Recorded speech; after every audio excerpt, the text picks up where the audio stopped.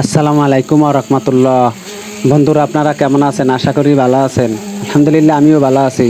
তো বন্ধুরা, আজ গুরুত্বপূর্ণ একটি ভিডিও নিয়ে আসলাম। তো বন্ধুরা দেখুন, আপনারা কোনো সময় আন্দাজে ছাদে ঢালাই দেবেন না।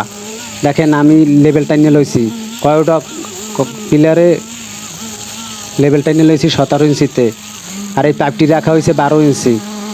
12 আর 5 17, 5 ইঞ্চি ঢালাই, ছাদ ঢালাই। আপনারা কোনো সময় আন্দাজে ছাদে ঢালাই দেবেন না, হলে ঢালাই কম বেশি হয়ে যায়। কোনো জায়গায় 4 ইঞ্চি হইবে, কোনো জায়গায় 6 ইঞ্চি হইবে, এরকমের আপ ডাউন হইবে। হলে তারপরে দেখা যায় টাইলস বসাইতে হইবে। টাইলস বসাইতে আইলে এ সময় দেখা যায় বালুক 2 ইঞ্চি 3 ইঞ্চি বালুক হইবে, এটা খারাপ দেখায়।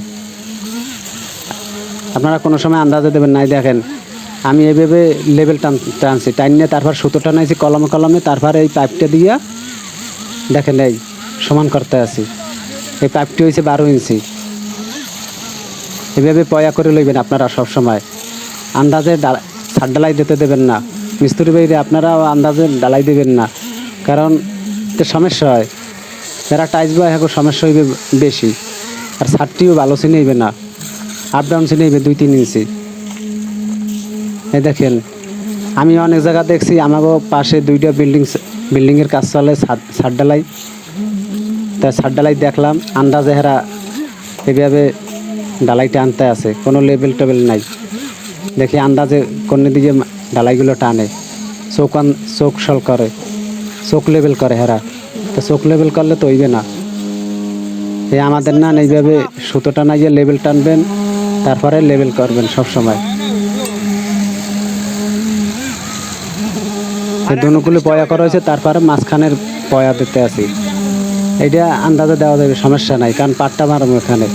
মাছ দুনুকুলে লেবেল করা হয়েছে, আর এই জায়গায় পাটটা দিকে মিলেই দিলেই ঠিক হয়ে যাবে। আর সবসময় আপনারা ভালোভাবে ভাইবেটার মারিয়ে লইবেন।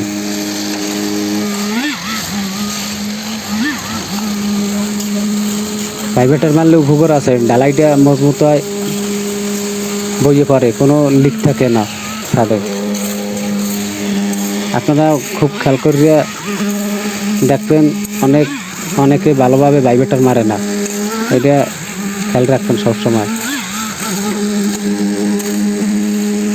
দেখেন, আমরা যে কটা ছাদ ঢালাই দিই সব জায়গা ভাইবেটার দিই, সব জায়গা। দেখেন, আর আমরা লেবেল করিয়ে তারপর ঢালাই দিই সব সময়।